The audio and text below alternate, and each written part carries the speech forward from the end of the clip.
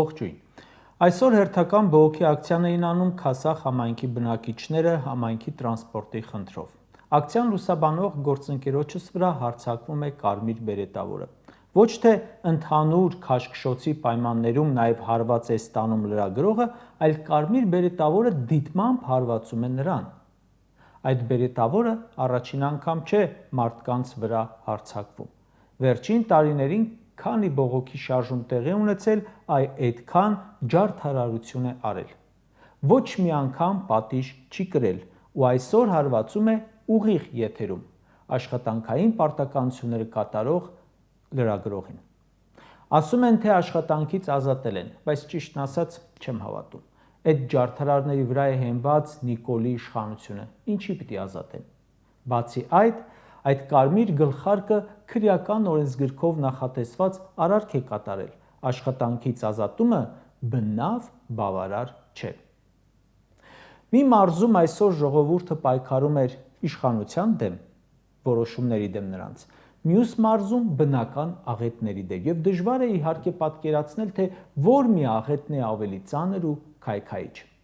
Թեև մեր տարածաշրջանը ցնցվում է Իսրայել-Իրան հակամարտությունից, որը շատ լուրջ սպառնալիքներ է պարունակում նաև Հայաստանի համար,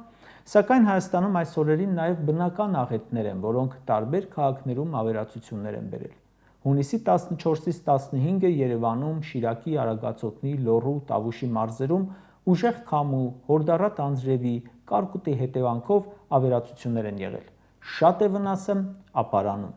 Քամին վնասել է բազմաթիվ բազմաբնակարան շենքերի, առանձնատների, դպրոցների տանիքներ, կոտրել ապակիներ, վնասել մեքենաներ, 5 անձ էլ տուժել է։ Զուգահեռ Տավուշի մարզի Բերթավան համայնքում ամբողջությամբ կարկուտը վնասել է բերքը։ Մի քանի օր առաջ կարկուտը ամբողջությամբ վնասել էր Գեղարքունիքի մարզի մի քանի գյուղում բերքը, դրանից առաջ Արարատի ու Արմավիրի մարզերում։ Այո, փրկարարները գնում են, օգնում են, արձանագրում են, հաշվարկ է արվում, բայց խոշոր հաշվով դրանից հետո շատ է դանդաղում գործընթացը։ Հունիսի 11-ին Ճամբարակում գազից պայթյուն եղավ, շենք փլվեց, 12 վիրավորի տարան հիվանդանոց, 5 մարդ զոհվեց։ Քանի տարի կպահանջի, որ այդ մարդկանց համար շենք սարքի այս կառավարությունը։ Տարածքային կառավարման նախարարն ասում է, ոչ մեկ առանց տանիքի չի մնա, կտեղավորենք, հետո պարզվում է, պայթյունից անտուն մնացածների մեծ մասը տեղավորվել է բարեկամների տանը։ Տարածքային կառավարման նախարարը ճեպազրույց է տալիս այն մասին, որ իրեն անհանգստացնում է կուսակրոնությունը ենթադրաբար խախտած հոգևորականների հարցը։ Դու այս պահին այնքան գործ ունես անելու, քո ղեկավարած նախարարությունը այսօր աղետների հետևանքներ պետք է վերացնի։ Ինչերից ես դու խոսում։ Ու երբ նայում ես ովքեր ու ոնց են այդ աղետների հետևանքները վերացնելու, մտածում ես, որ մենք իրոք շատ ավելի մեծ աղետի մեջ ենք։ Հիշում եք, երբ կառավարությունը որոշեց կարկտի համար գյուղացիներին չապահովագրել, Նիկոլն արդարանում էր, թե դե մարդիկ գիտեն, որտեղ է կարկուտը լինում, այնտեղ են ցանում։ Հիմա էլ կարող են չփոխհատուցել ու ասել, գիտեին, որտեղ է տորնադո լինելու, այնտեղ էին տուն սարքել։ Աբսուրդ է, բայց սրանցից հեռու չէ։ Այս բնական աղետների հետևանքները վերացնող նույն կառավարությունն է, որը ուղիղ 13 ամիս առաջ Լոռու եւ Տավուշի մարզերում տեղի ունեցած աղետի հետևանքները հլը չի հաղթահարել, գոնե մասամբ։ Մայիսի 24-ին հիշում եք, աղետ եղավ, ջրհեղեղ, Ձորագետ եւ Դեբետ գետերի վարարման հետևանքով 4 զոհ ունեցանք, մոտ 850 շենք վնասվեց, միջպետական ճանապարհ վնասվեց, 24 կամուրջ վնասվեց, որոնց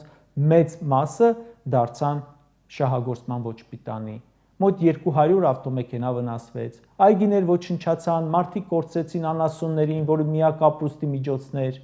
Գույքագրելուց բացի ինչ են արել սրանք։ Քանի կամուրջ են նորոգել։ Նորոգելու փոխարեն Նիկոլը կառավարության նիստում փիլիսոփայել է, թե ինչ է նշանակում կամուրջ։ Մենք չգիտենք կամուրջ կառավարել, էդ է եղել։ Մինչև հիմա վնասված հատվածների հենապատերը չեն սարքվել, ճանապարհներն ամբողջությամբ չեն սարքվել, բնակիչներին ամբողջությամբ փոխհատուցումները չեն տվել։ Լիքը օգնություններ ստացաք էլ Շվեյցարիայից, Եվրասիական բանկից, Իրանից, Եվրամիությունից, Ռուսաստանից, Լիտվայից, ինչ է կարել դրանք։ Նույն ջրհեղեղից վնասվել էր երկաթուղին, շատ լրջորեն։ Դա ռուսների կառավարման տակ էր, 20 օրում սարքեցին, 13 ամիս է անցել, դուք ինչ եք արել։ Կոնկրետ հաշվետվություն տվեք։ Գյուղ ոլորտով զբաղվող Պապոյանը թող հաշվետվություն տա, ինչ է արել իր ոլորտում, տարածքային կառավարումը, շրջակա միջավայրի նախարարը։ Հələ գնացեք հարցրեք, քանի օք է փոխհատուցումը լրիվ տեղ հասել։ Ու սրանց օրոք հիմա էլ կարկուտ ու փոթորիկ։ Ու երբ կարկտից 100%-անոց բերքը կորցրածը բողոքում է, որ վարկեր է վերցրել, վնասներ է կրել, պահանջում է փոխհատուցում, հիշում եմ նույն ջրհեղեղից վնաս կրածներին։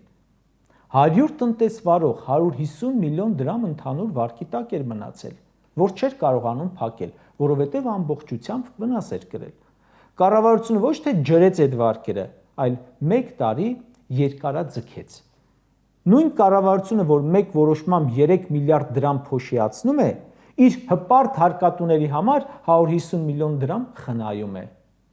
Այդ 1 տարվա մեջ սրանք 1.5 միլիարդ դոլարով ավելացրել են պետական պարտքը, բայց 400,000 դոլար չեն տվել աղետից տուժածներին, որ ոտքի կանգնեն, չեն ջրել այդ վարկերը։ Դրա համար Ժորժ ջան, չգիտեմ, այս նոր աղետից տուժածների ճակատագիրը ինչ է լինելու։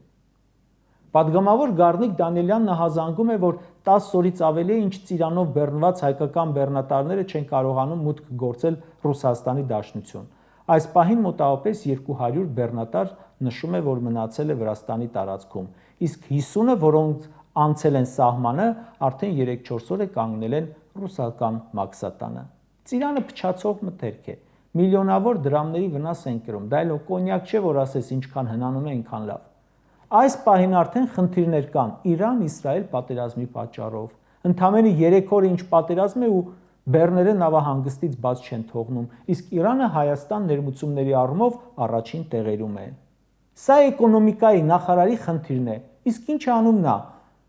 Հարցազրույց է տալիս Facebook-յան էջում հրապարակում է Նիկոլին Տանեկան թերթում այդ հարցազրույցը այն մասին, թե սրբապղծությունների շարք է բացահայտվելու։ Բերքը տամոժնյայում փչանում է, Պապոյան, թքած ունենք քո բացահայտումների վրա։ Ամենակարևոր բանը, որ սպասում ենք բացահայտվի, այս անգործությունը դիտմամբ է կանում, թե անկարողության արդյունքում է։ Կարճ ասած, աշխարհը փոխվում է շատ արագ։ Տեղի են ունենում պատերազմներ, որոնք այս ու այն կերպ կապված են մեզ հետ ազդեցության առումով։ Մենք ինքներս պատերազմի անմիջական վտանգի տակ ենք։ Բնակլիմայական պայմանների փոփոխության արդյունքում աղետներն են շատացել։ Այս ամենից դուրս գալու, դիմագրավելու համար պետք է ճգնաժամային կառավարություն։ Այսինքն կառավարություն, որը ոչ թե ճգնաժամեր է ստեղծում, այլ հաղթահարում է դրանք։ Սրանք հələ որ միայն ստեղծում են։ Ամեն տարի, ամեն ամիս մեզ նոր ճգնաժամեր են սրանք առաջարկում։ Այս իշխանությունը անկարող է եւ անպատասխանատու։